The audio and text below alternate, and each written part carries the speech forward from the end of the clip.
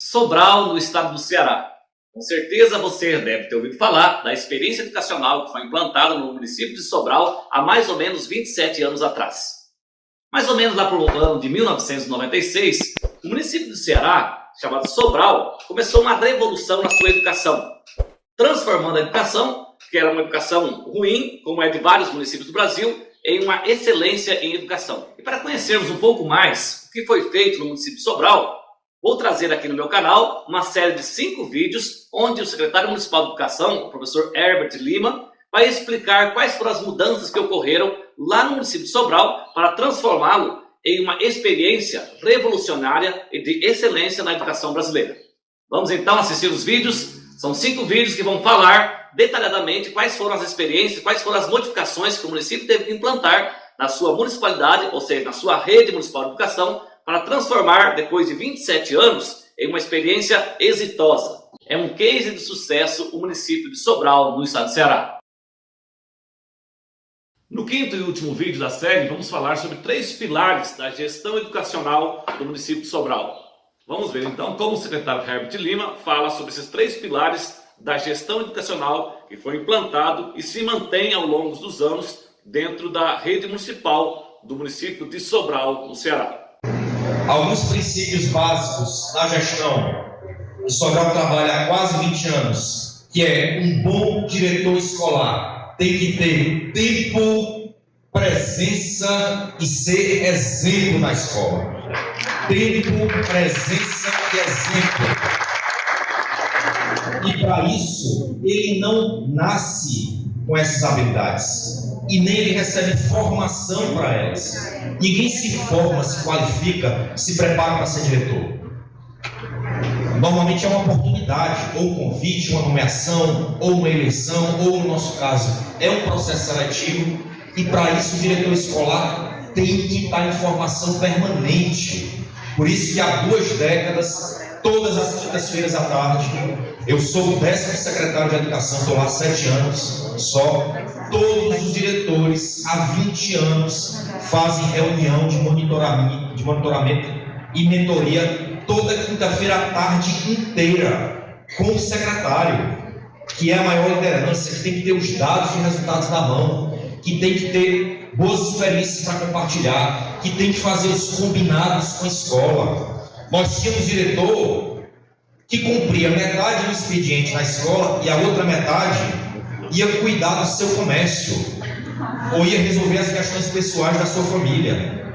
Nós tínhamos diretor que estava presencialmente na escola, mas era uma pessoa nula. E esse é o pior tipo de líder. Ele não é dinâmico, ele se faz de corpo presente, mas ele não é capaz de convencer pela liderança, pela oratória, pela capacidade de mostrar evidências concretas que é necessário e quais são os caminhos que a escola tem que seguir. Então, além de tempo, que ele tem que estar o tempo exclusivo dentro da escola, o diretor também tem que ser presença na fala. Aquilo que ele fala, ele tem que cumprir e tem que fazer. Ele não pode ser incoerente, porque senão ele vai perder a legitimidade de ser líder do seu grupo. E a gente tem que trabalhar isso fortemente com os nossos diretores, e assim nós fazemos em Sobral. E além de tudo, o diretor tem que ser exemplo na sua apresentação, na sua postura. O diretor não é para ficar batendo boca, por exemplo, em rede social. O diretor ocupa cargo público. E a gente tem que trabalhar isso com os nossos diretores. O como falar, o como agir, o como convencer e dialogar com a comunidade, a postura que ele tem que ser, porque a imagem do diretor é a imagem da escola. Esse trabalho tem que ser feito de maneira permanente. O diretor tem que ter agenda. Nós descobrimos que os nossos diretores apagavam incêndio. Ele começava a segunda-feira, tinha um problema lá de vazamento de uma torneira, ele passava o dia inteiro lá resolvendo o problema. No dia seguinte faltou um professor, a turma ia ficar solta, era outro problema. No dia seguinte, a rota de transporte falhou, ele tentava resolver isso com a Secretaria de Educação. Na prática, assim como nós, secretários de Educação, que temos uma rotina muito forte na dimensão administrativa, financeira e política, e de gestão de pessoas, Os nossos diretores estavam assim, resolvendo problemas todo dia, e tinham a sensação que terminava o dia levando o problema de um dia para o outro. Então nós invertemos essa lógica. A gente passou a construir uma agenda, que a gente chama de agenda do diretor, onde 80% da rotina dele é no pedagógico, é na aprendizagem, é no foco da alfabetização, é no acompanhamento do desempenho cognitivo dos alunos, é em analisar dados, em estudar resultados, é compreender e assimilar metodologias, estratégias, para ele trabalhar com o coordenador pedagógico, com o professor da turma. Então o diretor tem que ter agenda de trabalho, um dia por semana, só dedicado a receber aquelas famílias das crianças com baixa frequência. Segundo dia por semana, só reunião pedagógica com os coordenadores. Outro dia da semana, só dedicado a fazer alinhamento, planejamento e estudo com professores por área. Mais um outro dia, só dedicado a se reunir e fazer os combinados com a equipe administrativa da escola. Então o diretor tem que ter rotina, tem que ter agenda de trabalho, tem que ter estrutura de acompanhamento e monitoramento do que está acontecendo e do aprendizado das crianças. É bem interessante, se vocês forem participar de uma reunião de pais lá em Sobral, de vez em quando eu vou, e aí na terminando a reunião eu encontro às vezes uma mãezinha, um paizinho, eu pergunto assim: como é que está o seu filho, Dona Maria? Ela diz assim: o João está bem, está precisando melhorar. Em português nós estamos com 468 de proficiência, queremos chegar em 496.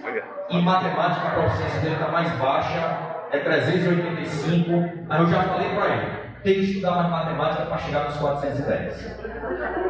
Então a família incorporou uma linguagem que é simples. Proficiência em escala é o nível de aprendizado. Se o pai sabe que o ideal é a criança chegar em 480 e ele recebe lá que a criança está em 460, pode ser até um pai que não seja alfabetizado, mas ele sabe que precisa melhorar, que tem que avançar. Então, quando a família incorpora esse discurso, aí a escola se fortalece. Não é só aquela visão romântica, a família tem que estar na escola, a família tem que estar presente. A gente tem que munir tecnicamente a família de orientações, de informações. E isso também é furar pedra com gota d'água. Todo mês os pais estão em reunião, todo mês os resultados são apresentados, todo mês, durante o ano inteiro, o diretor recebe na sua sala, faz parte da agenda do diretor, pai e mãe de crianças com menor assiduidade, com baixa frequência, e isso, quando é bem organizado, cabe, comporta na agenda do gestor, e tem um efeito imenso e importante para melhorar as rotinas de aprendizagem dentro de sala de aula. Então, fazer o óbvio é focar em indicadores básicos do sucesso da aprendizagem, que é o rendimento acadêmico, mensurado e medido através das avaliações, a frequência e o cumprimento do horário, sem perca de tempo e comprometimento da aprendizagem. Fazer o óbvio também é ter uma agenda semanal de trabalho, cumprir e otimizar o tempo pedagógico, delegar funções e estimular corresponsabilidades. O bom gestor é aquele que delega, que acompanha, que monitora e que tem segurança ao delegar aos seus liderados determinadas atribuições, mas faz um acompanhamento para identificar a eficiência. Dar celeridade a processos burocráticos. A gente em Sobral tem um trabalho de se construir discursos. O diretor e o professor têm desculpa para tudo, para não aprendizagem. Porque a gente tem prestação de contas. Porque tem que lançar o censo. Porque falta professor. Porque o prédio é isso e aquilo. Nós fazemos um trabalho constante de desconstruir argumentos, justificativas, explicações para algo que não é justificável, independente da disponibilidade ou não de recursos humanos, financeiros, materiais, independente da escola ser ideal como a gente sonha, do ponto de vista do prédio, da estrutura física, ou ser um prédio mais simples, em todos esses lugares é possível se aprender. e é possível garantir aprendizado. Então, nas nossas sessões de mentoria, de reunião e orientação com os diretores, boa parte desses momentos, é para desconstruir discursos prontos, desculpas, justificativa para o que não é justificável.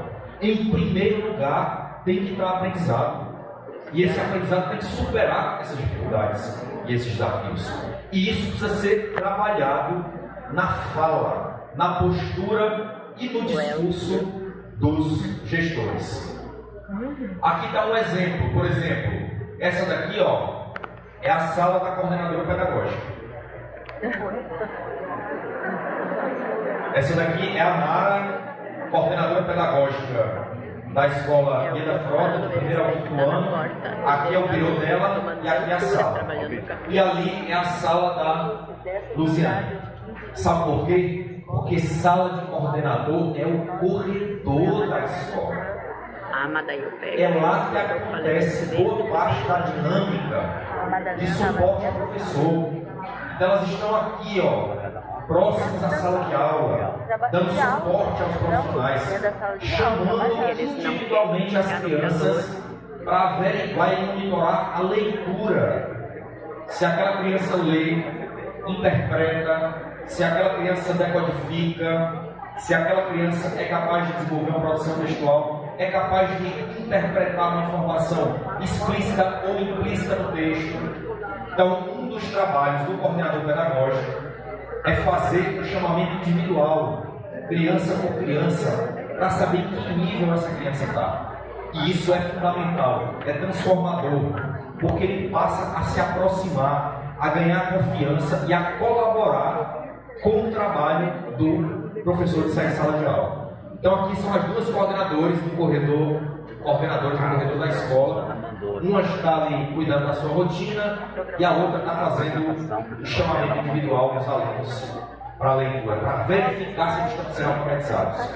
Todo dia, boa parte do tempo ela fica sentada no birô, acompanhando o trabalho de sala de aula ou chamando os alunos individualmente. Outro ponto importante é a caminhada pedagógica e a acolhida das crianças, para fazer os combinados, para discutir e orientar questões que envolvem disciplina, controle, cuidado, organização. É fundamental que o diretor faça isso juntamente com seus professores. Monitoramento da frequência. Esse quadro aqui fica na entrada, no corredor de entrada de todas as escolas de Sobral. E todo dia ele é atualizado, aluno por aluno, sala por sala. Porque a frequência tem que ser responsabilidade de todos.